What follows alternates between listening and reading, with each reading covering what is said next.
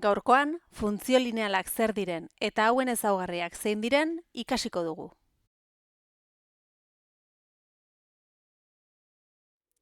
Funtzio linealak bi ezezagunetako lehenengo mailako funtzioak dira.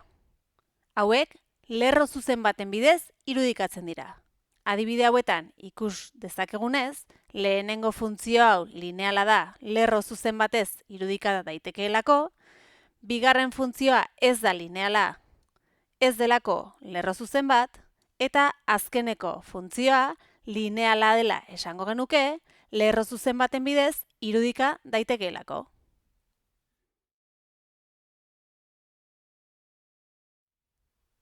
Funtzio linealak irudikatzeko, adierazpen algebraikoak hartzen dira oinarri modura.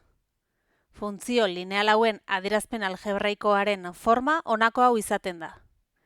I berdin, m bider x, gehi b, x eta y, aurreko bideoan ikusi ahal izan dugunez, gure aldagai askea eta menpeko aldagaia dira. Eta m eta b zer diran, jarraian ikusiko dugu.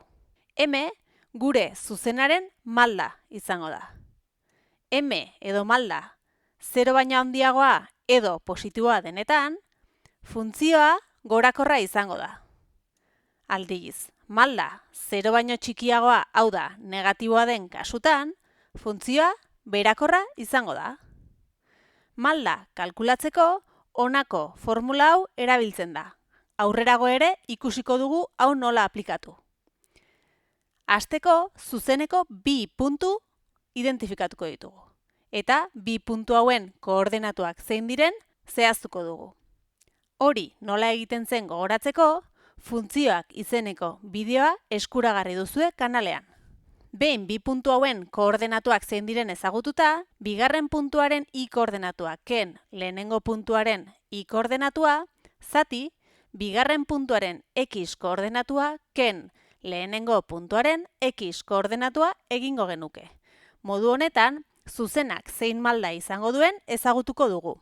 Horrez gain, hemen adierazita dagoen moduan, eta funtzio hauek grafikoki irudikatzeko orduan baliagarri zaigun hauxe adierazita daukagu. Maldaren esanahia honako hauxe da. Iren aldakuntza, zati xen aldakuntza. Adierazpen algebraikoan daukagun beren esanahia honako hau da. Zuzenak ohi ardatza edo ordenatu ardatza non ebakiko duen adierazten du. Oraintxe ikasitakoa nola aplikatu jakiteko, honako adibide honetan, malda eta b zein diren identifikatuko ditugu. Demagun, adierazpen algebraikoa honako hau dela. I berdin, -3, isa, gehi bi. Badakigu, isarekin bidertzen daukagun zenbakia, gure funtzioaren malda izango dela. Orduan, kasu honetan, funtzio honen malda -3 dela esango genuke. Horrez gain, malda negatiboa denetan, funtzioa berakorra izango dela ere ikasi dugu. Bestetik, b, hau da, zuzenak ohi ardatza non ebakiko duen dagoeneko badakigu. Izan ere, gehitzen edo kentzen daukagun zenbaki honek adierazten digu honakoa. Kasu honetan b, bi izango da. Beraz, badakigu zuzen honek i ardatza 0, 2 puntuan ebakiko duela.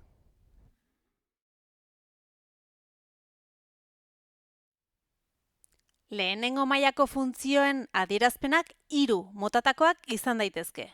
Funtzio linealak, funtzio afinak edo funtzio konstanteak. Funtzio linealen adierazpen algebraikoa honakoa da. I berdin, malda bider x. Funtzio mota hauetan, zuzena beti koordenatu jatorritik pasatzen da. Eta malda ez da sekula 0 izango. Adibidez, i berdin bi isa, ikusten denez, funtzio lineala da. 0,0 puntutik edo koordenatu jatorritik pasatzen den zuzen gorakorra delako. Funtzio afinetan adierazpen algebraikoak itxura hau izaten du. I berdin, malda bider x gehi b. B, esan dugun moduan, ohi ardatzaren ebakidura zein den adieraziko digun parametroa izango da. Eta malda, kasu honetan ere, ez da sekula 0 izango. Adibidez, i berdin, -3 isa gehi bi, zuzen afina da. Zuzena koordenatu jatorritik pasatzen ez delako batetik, eta berakorra den zuzena delako bestetik. Hau da, malda 0 ez duen zuzena delako. Azkenik, funtzio konstanteetan adierazpen algebraikoak itxura hau izaten du. I berdin B. B, oi ardatzaren ebakidura izango da kasu honetan ere. Dena den, funtzio hauen adierazpen grafikoan malda beti 0 izango da. Hau da, zuzena beti, zuzen horizontal bat izango da. Adibidez, I berdin 3 funtzioa.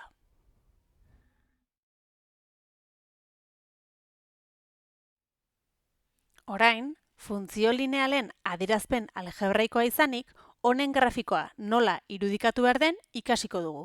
Horretarako, honako adibide honetan oinarrituko gara. I berdin -3 isa gehi bi. Eta beti, adierazpen algebraikotik grafikoa lortzeko honako 3 pauso hauek jarraitu beharko ditugu. Lehenik noski, hasi aurretik, malda eta B parametroak identifikatuko ditugu gure adierazpen algebraikotik. Malda, isaren koefizientea denez, -3 izango da kasu honetan.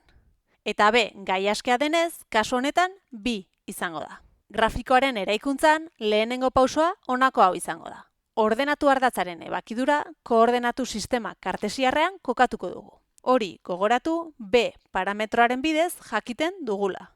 Oi ardatza 0,2 puntuan ebakiko du gure zuzenak. Hau da, A puntu hau zuzenaren puntu bat izango da. Bigarren pausoan, lehenengo pausoan identifikatutako puntutik, malda aplikatu beharko dugu eta horrela zuzenaren bigarren puntu bat lortuko genuke. Malda aplikatu ahal izateko, hasieran aipatu dugun definizio horretara joko dugu.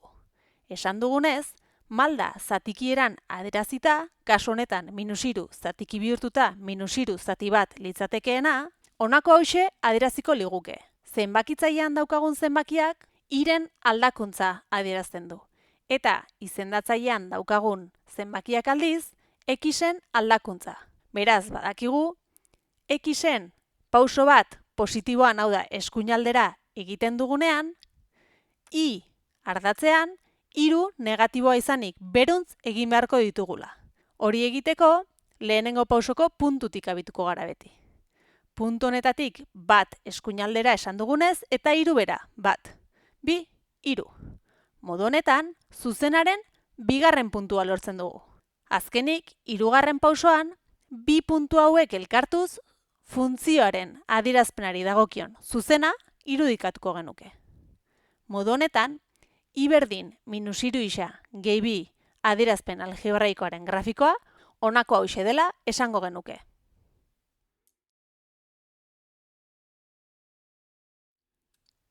Orain, alderantzizko prozesua nola egiten den ikasiko dugu. Hau da, adierazpen grafikotik abiatuta, adierazpen algebraikoa nola lortuko dugun ikasiko dugu. Kasu honetan ere, 3 pauso hauek jarraitu beharko ditugu.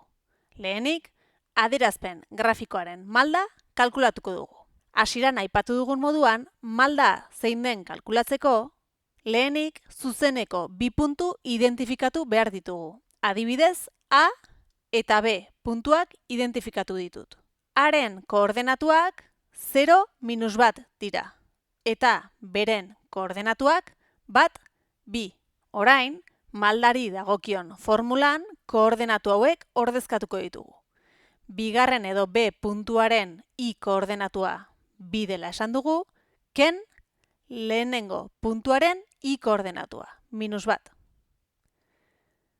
Izendatzailean, bigarren edo B puntuaren isa koordenatua adieraziko dugu, 1, ken lehenengo edo A puntuaren isa koordenatua, 0.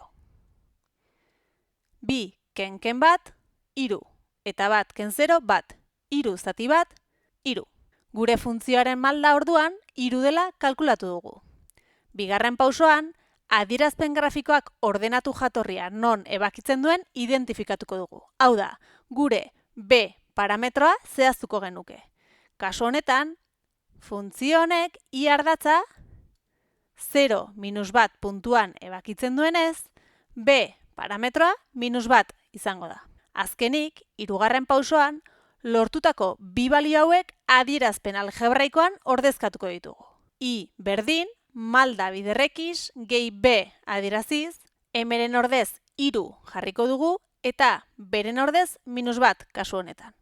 Azkenik, adierazpen grafiko honen adierazpen algebraikoa honako hau dela esan genezake. I berdin 3 isa ken bat. Orain, ekin lanari. Hurrengora arte.